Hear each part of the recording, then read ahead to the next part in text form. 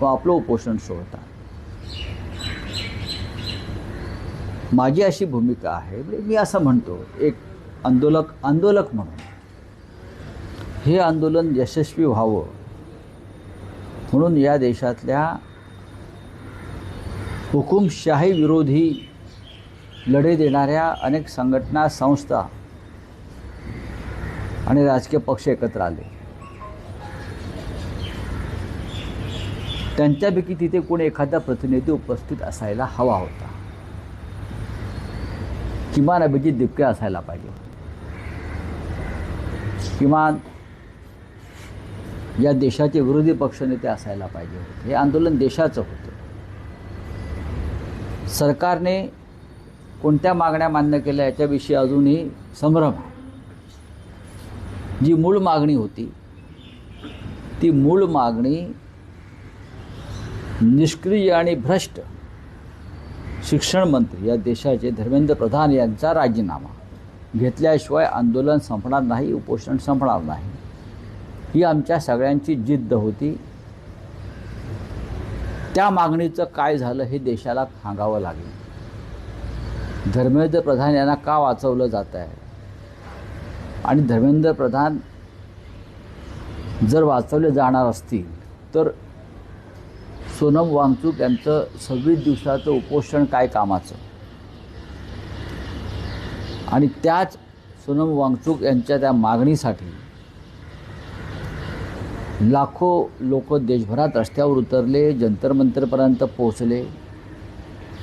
एक मुलगी शहीद झाली, एका मुलीचा मृत्यू झाला काल हिंसाचारात पोलिसांनी अमित शहांच्या पोलिसांनी त्यांच्या आदेशानं अत्याचार केले, डोके फोडली, हाडं तुटली. या सगळ्याचा विचार आता सोनम वांगचूक यांना करावा लागेल. पर शिवाजी पार्कला आदित्य ठाकरे युवासेना प्रमुख यांनी आज आणि इतर सगळ्या संघटना, संस्था मिळून राष्ट्रगान आंदोलन आहे. त्यानंतर रविवारी माननीय उद्धव ठाकरे आणि माननीय राज ठाकरे यांनी आयोजित केलेला एक विराट मोर्चा आहे. मुंबईत ठिकठिकाणी, महाराष्ट्रात ठिकठिकाणी आंदोलनं होत आहेत. बिहारला होत आहेत, गुजरातला होत आहेत, देशातल्या प्रत्येक राज्यात होत आहेत. त्याच्यामुळे वांगचूक यांचा उपोषण सोडल्यामुळे आंदोलनं थांबतील या भ्रमात जर सरकार असेल तर ते पूर्णपणे चुकीचं आहे. याच्यामध्ये विरोधी पक्षाला विश्वासात घेऊन सरकारनं ही पावलं उचलायला पाहिजे होती. सरकार म्हणतात किंवा आमच्या राज्याचे विद्वान मुख्यमंत्री म्हणतात आम्ही चर्चेला घाबरतो. आम्ही चर्चेला कशाला घाबरतो? चर्चा तुम्हाला हवी आहे. चर्चा तुम्हाला आम्ही इतर वेळी जेव्हा चर्चा मागितल्यात पुलवामापासून पेलगावपर्यंत तेव्हा तुम्ही चर्चा दिल्या नाहीत. दिल्या का चर्चा तुम्ही? शेतकऱ्यांच्या आत्महत्यांसंदर्भात तुम्ही चर्चा कधी देत नाहीत लोकसभेत. ह्या विषयावर सुद्धा आम्ही पहिल्या दिवशी चर्चा मागत होतो. तुम्ही त्यातून पळ काढला. आता सरकारचे लोक जे आहेत ते आंदोलन संपवण्यासाठी पराकाष्ठा करत होते. या आंदोलनाला बदनाम करत होते. यात पाकिस्तानचं फंडिंग आहे, यात चीनचं फंडिंग आहे, अमुक आहे. हे भारतीय जनता पक्षाचे लोक सोनम वांगचूक यांना चीनचे एजंट म्हणून जाहीरपणे त्यांची बदनामी करत होते. जेव्हा हे आंदोलन हाताच्या बाहेर जात आहे आणि अमित शहांच्या पोलिसांचे दंडुके आणि बंदुकासुद्धा काम करणार नाहीत हे जेव्हा त्यांना समजलं तेव्हा त्यांनी हे आंदोलन सोडवण्यासाठी JP नड्डा, जितेंद्र सिंग यांना तिथे पाठवलं. पण ठीक आहे, आमचं सर्व गोष्टींवर बारीक लक्ष आहे. राऊतसाहेब, सोनम वांगचूक यांनी उपोषण मागे घेतल्याचं तुम्ही समाधान, आनंद व्यक्त केला. पण ज्या व्यवस्थेविरुद्ध किंवा ज्या सरकार ती व्यवस्था तशीच आहे. आंदोलन होतं त्यांच्या प्रतिनिधींकडून अन्न घेणं किंवा हे चुकीचं आहे. हे चुकीचं आहे. हे नैतिकदृष्ट्या चुकीचं आहे. सोनम वांगचूक यांनी उपोषण जर सोडायचं होतं तर एका अत्यंत जखमी झालेल्या पोलिसांच्या लाठी हल्ल्यात त्या मुलीकडून, त्या कार्यकर्त्याकडून त्यांनी ते उपोषण सोडायला पाहिजे.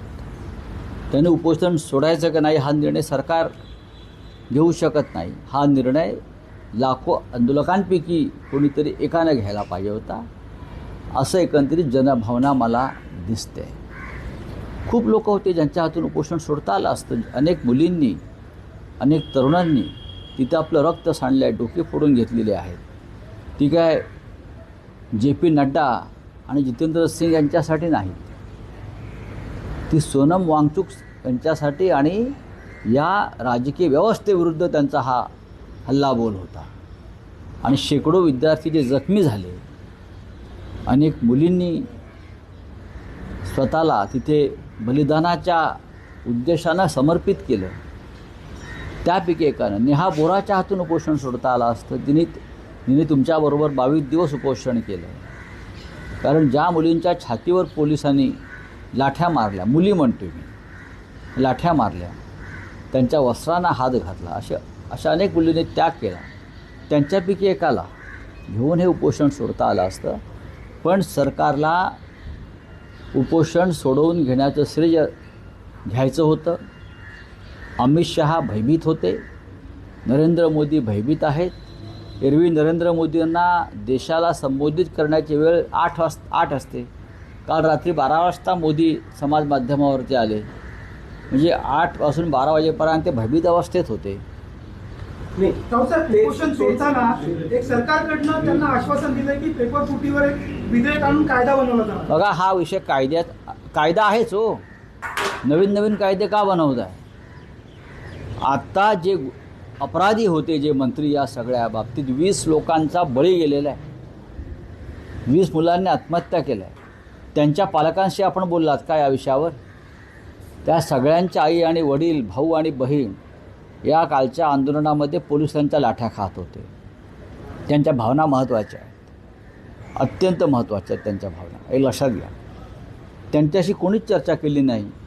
म्हणून मी असं म्हणतो, भावनेचा उद्रेक हा असा सहज शांत होणार नाही. सोनम वांगचुक यांचे प्राण, यांचे जीव अत्यंत महत्त्वाचा आहे देशासाठी, शिक्षण व्यवस्थेसाठी. उपोषण सुटलं याचा आनंद आहे, पण त्यांनी ही लढाई कायम ठेवली पाहिजे. आम्ही सगळे त्यांच्याबरोबर आहोत. भारतीय जनता पक्ष या आंदोलनात सहभागी होणार नाही. त्यांनी हे आंदोलन बदनाम करण्याचा प्रयत्न केला. त्यांनी वांगचुक यांना बदनाम करण्याचा प्रयत्न केला. त्यांना वांगचुक यांना परदेशी एजंट ठरवलं.